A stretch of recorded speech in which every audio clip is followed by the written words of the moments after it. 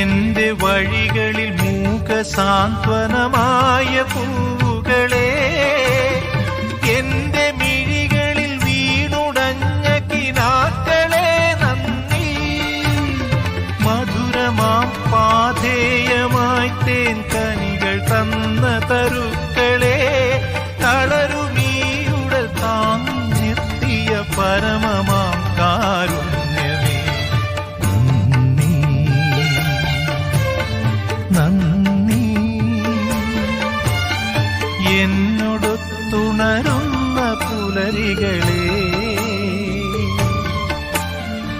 എന്നോടൊത്തു കിനാവു കണ്ടു ചിരിക്കുമിരവുകളെ, യാത്ര തുടരും.